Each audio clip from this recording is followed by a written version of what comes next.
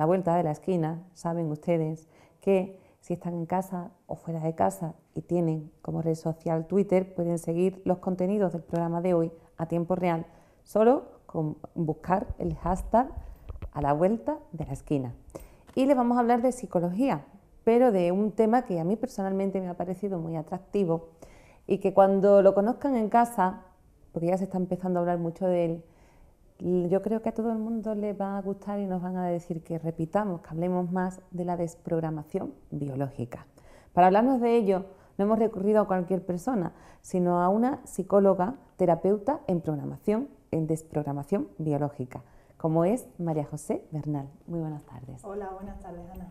Pues yo creo que si te hago la pregunta, ¿qué es la desprogramación biológica? Es como muy amplia, ¿no? Sí. Pero para centrarnos... Sí.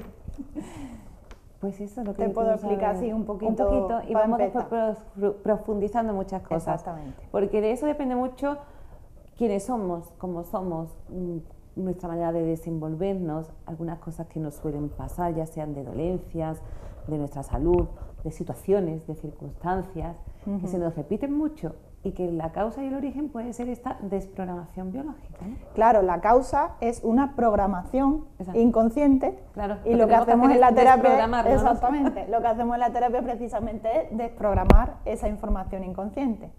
De manera que, bueno, para explicarte así un poquito de manera rápida y sencilla, la desprogramación biológica es una terapia que trabaja con el inconsciente, ¿vale? Entendemos que nuestro cerebro está dividido, digamos, en dos partes, la parte consciente y la parte inconsciente. La parte consciente serían nuestros pensamientos, ¿vale? Que es lo que nos diferencia del resto de animales. Son tus pensamientos, tus creencias, lo que haces de manera consciente, ¿vale? Y luego en nuestro cerebro hay otra parte que es automática, que es inconsciente. Es la que se encarga, por ejemplo, de que mientras que yo estoy hablando con mi parte consciente, hay una parte de mi cerebro que se está encargando de que yo respire, de que mi corazón bombee sangre, de que mi boca haga saliva, etcétera, etcétera. Yo no estoy pensando, respira, respira, respira, respira. Si tuviéramos que hacerlo con la parte consciente, se nos hubiera olvidado montones de veces. Entonces, un poco entendiendo eso, lo que podemos entender la relación o ponerlo en relación con el cuerpo, ¿vale? Cuando una persona entra en muerte cerebral, ¿vale? Necesita un respirador externo, no puede respirar por sí mismo, porque su cerebro ha muerto, no manda la señal para que el cuerpo siga funcionando. Entonces eso lo entendemos perfectamente, ¿verdad? Entendemos que el cuerpo no va por un sitio y el cerebro va por otro. El cuerpo funciona gracias a que existe un cerebro. Pues ese cerebro tiene una parte consciente, como digo, y una parte inconsciente. En esa parte inconsciente hay mucha información grabada. Toda esa información hace que mi cuerpo funcione correctamente o que mi cuerpo no funcione correctamente. Es decir, manda la señal para que mi cuerpo funcione bien la manda mi cerebro y para que funcione mal también la manda mi cerebro. Pensamos que cuando el cuerpo va bien, y cuando el cuerpo va mal es que me ha entrado una enfermedad. Es como si mi cuerpo de pronto empieza a manifestar una cosa que no tiene nada que ver conmigo. Y no entendemos que existe esa relación entre lo que estoy pensando de manera consciente e inconsciente y lo que mi cuerpo está expresando físicamente. No sé si me explico un poco. Yo creo que sí. Es complicado también que en una entrevista, que tenemos hasta poco tiempo de entrevista, pues queden todos los conceptos muy claros, por eso digo que igual hay que repetir, hablando de desprogramación. Yo estoy dispuesta a repetir. En esto tiene mucho que ver lo que decían, programas inconscientes que hallamos en nuestro árbol genealógico, claro, nuestra línea de la vida, o en nuestro proyecto sentido. Exactamente. Lo que planteamos es que en mi inconsciente hay una información grabada que hace que yo sea como soy físicamente, que mi cuerpo se exprese tal y como se expresa físicamente, que yo sea como soy emocionalmente o me sienta de la manera en la que me siento emocionalmente y también que mi vida es como es decir, que cómo me va en el trabajo, cómo me va con el dinero, cómo me va con las parejas, ¿vale?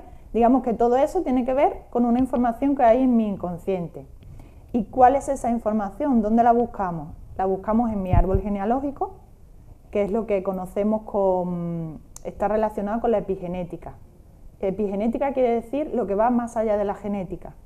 Es decir, todos entendemos que somos 50% papá, 50% mamá y a su vez ellos hacia arriba, pues otra vez 50 y 50, ¿verdad? Y todos entendemos que hay una carga genética que heredamos. Pues bien, esa carga genética que heredamos, que se expresa a través de rasgos físicos, también en esa carga genética hay mucha más información de la vida de esa gente que estuvo antes que tú, ¿vale? Entonces, por eso tiene la importancia el árbol genealógico, a la hora de entender cuál es la información inconsciente que heredamos. Luego, más información inconsciente, pues tu línea de vida. ¿Tu línea de vida qué significa? Pues todo lo que has vivido desde que naciste hasta hoy que estás ahí sentada. En la vida de Ana pues han ocurrido cosas emocionalmente intensas, para bien o para mal. Pues tu inconsciente graba todos esos acontecimientos. Imagínate, pues con 5 años tú no creo que tengas problemas de timidez, porque te dedicas a hablar en público, lo tenías. Lo tenía. Pero imagínate cualquier cosa, pues con 5 años salí una vez a la pizarra y me caí, todo el mundo se rió de mí, tu inconsciente graba que es, cuidado, es peligroso hablar en público porque puedes pasarlo mal, imagínate, ¿vale? Y luego cuando tengo 30 o 40 y tengo que hablar en público me pongo nerviosa como la niña de 5 años, por el que el inconsciente no entiende de tiempo. He sufrido una pérdida, yo he tenido en consulta a personas con más de 70 años que sufrieron una pérdida de su madre o de su padre con 15 y son capaces de revivir esa emoción y tú estás viendo a la persona de 15 años, no estás viendo a la de... O sea, el inconsciente, la emoción no entiende del paso del tiempo. Entonces ahí se queda grabado muchas, sobre todo en situaciones como que el inconsciente lo graba todo, pero especialmente lo que es emocionalmente intenso. Y después estaría el proyecto sentido, que el proyecto sentido es el tiempo que transcurre entre que te conciben, ¿vale? Los 9 meses de gestación, el embarazo, los 9 meses de gestación, el parto y los primeros 9 meses. En total, digamos que 27, porque se van un poco a 9 meses antes de la concepción. Vale, entonces, en total sería un periodo de 27 meses en los que el bebé, antes de ser bebé incluso, graba mucha información, sobre todo la que tiene que ver con la parte emocional, ¿vale? ¿Por qué? Porque es como que yo necesito saber todo eso porque es aquí a donde voy a venir a vivir, ¿vale? Necesito saber qué está pasando. Entonces, toda la información que podamos recabar de ese momento de nuestra vida tiene mucho que ver. Luego, en mi vida contemporánea, en mi vida como adulto, se refleja muchas veces toda esa información que se graba en ese momento de la vida, cómo es el parto, cómo fue el embarazo, cómo es el parto, depende de los tipos de parto, eso lo podemos ver otro día con más atención, porque además es muy interesante, es rápido de ver y porque se pueden encontrar muchos ejemplos luego en tu vida y resulta muy interesante y mucha gente desconoce eso, totalmente, esa información. Está desmontando muchísimos mitos que tenemos, como que cuando eres bebé no sientes, no padeces, en el parto se supone que hay un sufrimiento, a lo mejor si es un parto complicado, no psíquico, sino físico del bebé, pero según lo que nos cuenta, nosotros vamos grabando información desde antes incluso de ser concebidos, cosa que desmonta muchos mitos. También, por otro lado, sí se dice que todas las cosas que te suceden de pequeños o vives de pequeños se te quedan como muy marcadas, incluso aunque tú no tuvieras uso de razón. Claro. Como para recordarlo, pero sí hay algo que te la deja marcada. Es que no necesitas, porque si hablamos de entonces solo vamos a tener memoria a través, cuando ya somos conscientes, pero no, tu memoria está ahí. Es que está incluso antes de que estés tú. Es que existe una memoria que viene de tu familia. O sea, antes de que tú existas. Hay muchos ejemplos, además de que, bueno, de que científicamente te podría poner más ejemplos, pero hay muchas cosas de la vida cotidiana, típico. Ves un nieto y tú dices, míralo, anda igual que el abuelo, y no conoció al abuelo, y anda igual que el abuelo. O se mueve, o tiene un gesto, o le gusta lo mismo que le gustaba al abuelo, y a lo mejor nadie le ha contado nada de ese abuelo, o no lo conoció. Es como que esa información está en tu ADN, esa información de otras vidas. La voz de la sangre, si al final muchos tópicos que decimos de los mayores que nos van transmitiendo de generación en generación, todo eso existe y tiene una explicación psicológica y también científica. Sí. Pues nosotros somos muy de decir, yo es que no aprendo, porque me ha vuelto a suceder esto, y yo con lo que ya me había pasado. ¿Eso se debe a que no aprendemos de nuestra propia experiencia? ¿Puede ser que vaya más allá a nuestros antepasados y repitamos esas mismas Va circunstancias? a tu inconsciente. Es decir, todas aquellas cosas todas aquellas situaciones que tú dices, es que yo conscientemente hago todo lo que está en mi mano para conseguirlo. Te pongo un ejemplo. Quiero una pareja estable y quiero formar una familia. Y tú has hecho todo lo que conscientemente podías hacer para eso. Pero el resultado vuelve otra vez a ser el mismo. Y entonces te enamoras de alguien que no se compromete nunca, y después te enamoras de alguien que termina dejándote, y luego ¿vale? Continuamente entre todos los hombres del mundo te encuentras el mismo prototipo. Y entonces tú dices, es que todos los hombres que me encuentro tienen un problema con el compromiso. Entonces hay que pararse y decir, a ver, si es que tú tienes un problema con el compromiso, digamos que tu programa inconsciente es que para ti es mejor no comprometerte, y efectivamente te vas encontrando entre todos los hombres del mundo, te vas encontrando a los que van a hacer que tú sigas con ese programa. Te he puesto ese ejemplo, como te podía poner uno acerca del trabajo, de gente que no sabe, que cambia de trabajo muchas veces, o que siempre monta negocios y le suele ir mal. Entonces, como a nivel consciente, yo hago todo lo que tengo que hacer para encontrar un trabajo, pero el resultado es que no tengo trabajo. Pues como ahí interpretamos, en base a ese resultado, interpretamos que en tu inconsciente la información que hay es que para ti es mejor no tener trabajo, o en el otro caso, no tener marido. Entonces tú dices, no puede ser, cámbiame el inconsciente. Claro. Se puede cambiar. Se puede desprogramar. Eso es la desprogramación. Claro, digamos que venimos con una programación, vamos a decir, como los ordenadores, como exactamente, sí, yo muchas veces cuando en las conferencias y demás lo explico y precisamente pongo ese ejemplo, como si tuviéramos, ¿cómo se dice?, aplicaciones. Entonces, esa aplicación no te está funcionando. Tenemos mucha programación que funciona de maravilla, porque si tengo una programación o tengo una información inconsciente de mi abuela que era súper sociable y a todo el mundo caía bien y yo soy como ella, pues genial, esa no hay que tocarla. pero siempre hay que buscar desde la patología o desde el conflicto o desde lo que no te está funcionando en tu vida. Siempre en esos casos hay algo inconsciente. Entonces, ¿qué nos pasa? Mucha gente hace terapia o intenta buscarle solución con la parte consciente, y entonces puede ser que obtenga cosas diferentes, tal y cual, pero si no vamos al inconsciente, lo más probable es que al final te veas otra vez en la misma situación. Y te hablo de situaciones, ¿no?, como te he puesto de ejemplo, te hablo de temas más puramente psicológicos, típicamente psicológicos, como pues una ansiedad, una depresión, algún estado de tristeza, un duelo, ¿vale?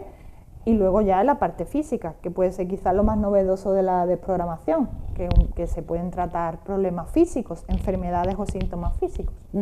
Yo quería hacerte esa pregunta. Puede ser, porque hemos hablado mucho de nuestra mente, ¿no?, de nuestra psicología, pero cuando se desarrolla algún tipo de enfermedad, o incluso que no llegan a ser unas enfermedades, sino que muchas veces la propia ansiedad, o como ya cuando el médico no tiene ninguna respuesta, ninguna prueba en la que responda qué situación o qué cuadro clínico estás presentando, pues muchas veces lo echan a que es algo psicosomático. Sí.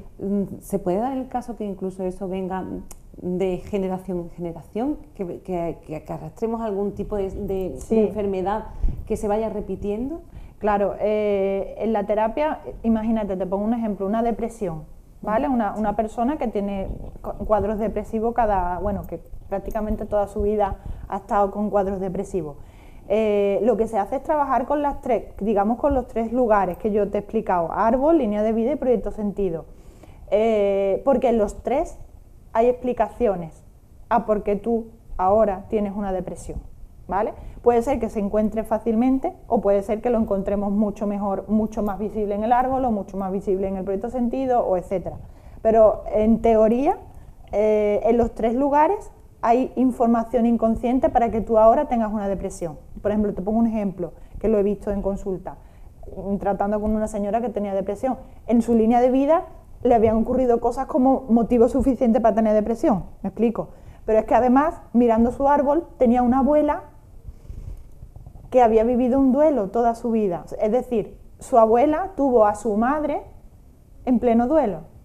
A su marido se lo llevan, lo matan delante de ella y ella está embarazada de su madre. O sea, en el proyecto sentido de su madre hay un duelo. Bueno, hay un asesinato y hay un duelo. Entonces luego ella hace depresiones. Un poco podría ser un ejemplo de cómo una patología actual podemos encontrar explicación en una memoria familiar. Y todo eso se puede tratar. Y el objetivo es que tengamos una mejor calidad de vida. Totalmente. Porque en definitiva es eso. El objetivo es que logres el mayor bienestar posible. Bienestar es bienestar físico, es bienestar emocional y que tengas en tu vida lo que quieres tener en tu vida. Cada uno decidirá y elegirá qué es lo que quiere tener en su vida. Pero ese es el objetivo, lograr ese bienestar. Pues cuando se habla por primera vez de desprogramación biológica o cuando nos cuentas de que muchas de nuestras cosas que experimentamos hoy en día puede deberse a una anterior, digamos, otra generación, hay quienes se ponen las manos en la cabeza y dicen, ¿pero qué me estás contando? Sí, claro. ¿Nos negamos un poco a pensar que somos el resultado de nuestros antepasados y de nuestra vida? Sí, hay de todo, hay de todo. Incluso, mira, yo siempre cuento que yo llegué a la desprogramación, yo soy psicóloga, estudié mi carrera, estaba trabajando de psicóloga y utilizaba las herramientas que yo tenía como psicóloga, ¿vale? Yo llegué a la psicología, a la desprogramación por una historia que me sucedió a mí, y entonces, pero algo emocional. Pero yo ya había escuchado de personas de amigas incluso, que se habían tratado patologías físicas y además se habían curado. Es decir, y entonces, pero aún así a mí me costaba creerme eso o entender eso. Hasta que yo acudí para un tema mío, ya te digo, algo emocional, y yo empecé a ver resultados en mí y luego lo empecé a utilizar en consulta, no empecé a entender y no empecé a interesarme seriamente y empecé a estudiar y empecé a ver resultados. Entonces, evidentemente, hay gente que tú se lo explicas y te dice que eso no puede ser así. Yo te hablo en base a la formación que tengo y en base a los resultados que yo veo cada día en consulta, cada día con mucha gente. Ya cada vez somos más, ¿no? Lo que nos estamos interesando por la desprogramación biológica y acudimos, queremos saber y queremos también mejorar nuestra vida por este camino. También te digo una cosa, yo digo siempre que es jugar a que todo tiene que ver contigo. Es mucho más fácil pensar, es que me he puesto mala, o es que me ha dejado mi pareja, o es que tengo mala suerte, o es que la crisis, no tengo trabajo por la crisis. Eso digamos que es jodido, pero puede ser un poco más fácil. Cuando empiezas en todo esto, la propuesta es que todo depende de ti. Y entonces es un poquito más difícil. Es decir, un poquito más difícil. Conlleva de ti que te hagas responsable de tu vida. Y bueno, no todo el mundo está dispuesto a hacerse responsable de su vida. Es mucho más fácil echarle la culpa a otro. Sí, que siempre escurrir el bulto se nos da muy bien. Sí. Se nos da muy bien. María José, pues muchísimas gracias. Yo creo que vas a tener que volver por aquí porque son temas muy interesantes los que nos traes y seguro que más de uno se interesará por conocer más de la desprogramación biológica. De muchas otras cosas también les puede tratar María José Bernal en su consulta, que yo creo que sus datos los tienen ustedes porque ya lo hemos dado en la pantalla. Lo dicho, muchísimas gracias y te esperamos en una próxima ocasión. Muchas gracias, Ana. Y nada, muchas gracias por invitarme, yo encantada de volver. Así que nada, estoy dispuesta. Estupendo, pues entonces contamos contigo. Nosotros vamos a ir rápidamente a publicidad y volvemos, que nos queda todavía mucho programa por delante, así que no se marchen. Quien quiera saber qué va a venir detrás, ya saben lo que tienen que hacer a través de Twitter, el hashtag #ALAVUELTADELAESQUINA.